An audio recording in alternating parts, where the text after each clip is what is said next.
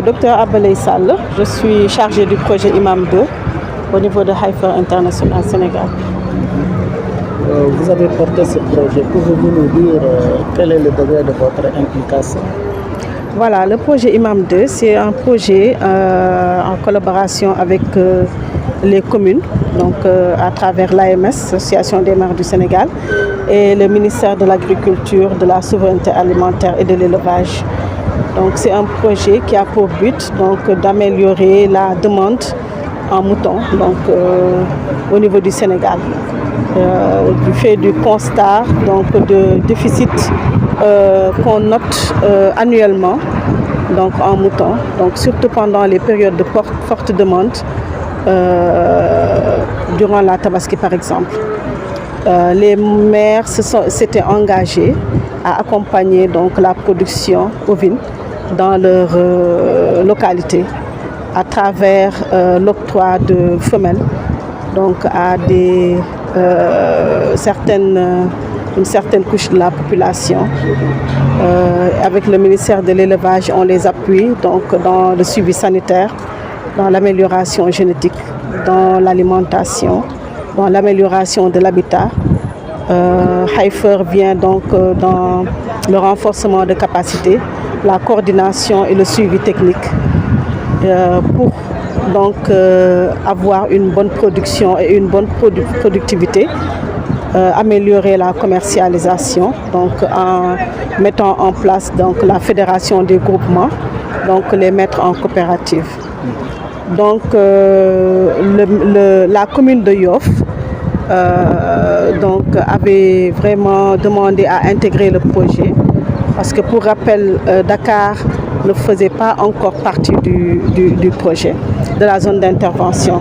Le projet intervient dans les 10 régions du Sénégal, en dehors de Kédougou, Matam, Ziguinchor et Dakar. Mais aujourd'hui, la commune de Yoff est considérée comme une commune test. Et je pense que là, avec les initiatives qui sont portées par le maire, de par son engagement, déjà à travers une forte contribution de 6 millions, qui a permis déjà d'acheter un premier lot d'une vingtaine de femelles, la mise en place déjà d'une parcelle de fourrage pour appuyer et soutenir l'alimentation des animaux, la boîte à pharmacie qu'on a remis pour appuyer le suivi sanitaire. Je pense que c'est parti vraiment pour une réussite pour vraiment réussir le test au niveau de la commune de Yoff. Et je pense que ça va être vraiment un modèle de développement ovin au niveau des zones urbaines. Parce que jusque-là, on était dans les zones rurales, comme je viens de le dire tantôt. Est-ce que vous inscrivez votre action dans la durée? Bien sûr, c'est un projet qu'on inscrit dans la durée. Parce que le modèle de Haifer International, c'est un modèle qui prône un peu la pérennisation déjà, parce qu'on met en place un comité local de pilotage du projet, mais on instaure une solidarité au sein de la population.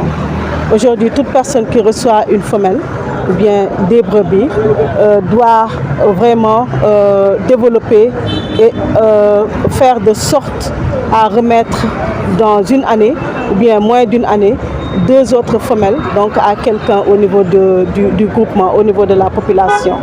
Donc ça fait partie des 12 valeurs du développement juste et durable de Haifer, qui sous-tendent un peu l'ensemble des projets de l'organisation. Et au-delà de